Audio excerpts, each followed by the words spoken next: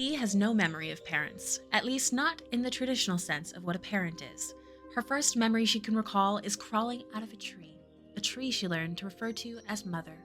Mother was centered in a small grove in the Feywild where all kinds of woodland animals gathered peacefully. If any visitor in Mother's grove acted against their wishes, they'd quickly find a branch sweeping out to give them a good thwack. The animals in the grove were quickly captivated by the little fairy. They had no idea what to call her, as they'd never seen a fairy emerge from a tree before, but they thought she deserved a name of her own. "What about Fluffy?" suggested a fox.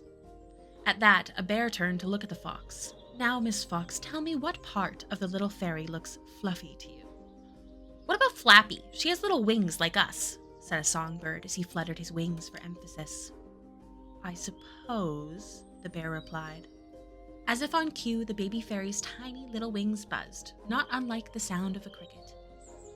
No, she's not a flapper, she's more of a buzzer. Any other ideas?" asked the bear. The grove fell quite silent in thought, when a large bumblebee hummed its merry way around Mother. Tired from its journey, it landed on the nose of the little fairy without a name. She gave a quick sneeze, and the bee continued on his path. "That'll do," the bear said. Thus, the little fairy was named Bumblebee, but most called her either Bumble or Bee. Bee grew up under the watchful eyes of the elder animals, Miss Bear, Mr. Rabbit, and Mr. Elk. She'd often spend her days playing with the young animals in the grove, hide-and-seek being a fast favorite game to play. Each night, Bee would climb into the branches of Mother, telling her all the details about her day. While there was never dialogue between them, Bee could feel Mother strengthen with her stories, often blossoming flowers or regrowing branches that had fallen off during the day. The elders quickly noticed Bee's ability to influence the environment around her, so they began to teach her how to harness it with their own lessons. Miss Bear's lesson was that of being gentle. Just because you have power does not mean you can use it to bully those into doing what you want. Mr. Rabbit's lesson was that of swiftness and agility, not just to avoid something that could be dangerous, but to have the speed to get to a friend in need if necessary. Mr. Elk's lesson didn't come as easily to Bee as the others had.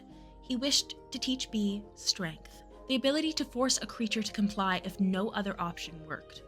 Unfortunately, Bee found that being kind or agile always worked for her, and she grew fearful that she'd let Mr. Elk down if she never came to a problem she'd have to solve with his lesson.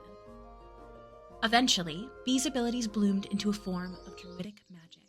She learned how to help shy flowers bloom, conjure magical berries to feed the animals of the grove, as well as heal their injuries. She kept a vine wrapped around her left arm, something that helped her focus when attempting more powerful magic. While Bee was never lonely, she did wonder what it'd be like to know others like her. When she was younger, all her friends seemed to outgrow her awful fast, becoming another parental figure before she knew it. Now that she was older, she found herself in the parental role of all the inhabitants of the grove, except of course for the elder animals. She hoped to meet someone she could relate to, someone who wouldn't outgrow her so fast, but kept these feelings secret, as she didn't want anyone to feel she was unhappy or that she wished to explore outside of the grove. Bee began to accept more responsibilities of maintaining the safety of the grove. This led to 2 fateful encounters, the first being her first interaction with a human, or at least someone who appeared human. She introduced herself as Bella. Bella told Bee of life in the Feywild outside of the grove, and even took her a little ways out to meet a unicorn. While she didn't stay for long, Bee was happy to call her a friend. The second encounter was not as sweet.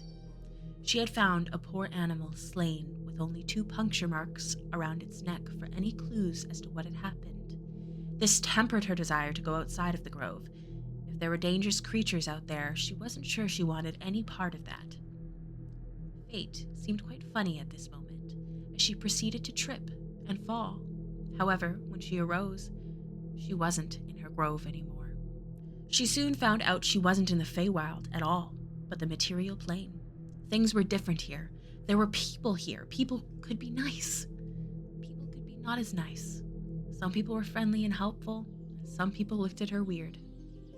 The animals in the material plane were quite unusual as well. None of them spoke the same way as the ones in the Feywild. Bee quickly learned how to use her magic to translate, but most of the animals seemed incredibly concerned with food or shelter, and had little in ways of conversation. While this new world was quite captivating and exciting, Bee had left accidentally and worried that the inhabitants of the grove would be okay without her, if they even knew she was gone. However, finding way back home seemed to be a lot harder than how she'd gotten here. No one she asked had any helpful responses, just quizzical glances and nonsensical responses. A few days turned into several weeks as Bee continued to explore the new world she found herself in, guided by the lessons of her elders, helping those in need, and hoping to find her way back home.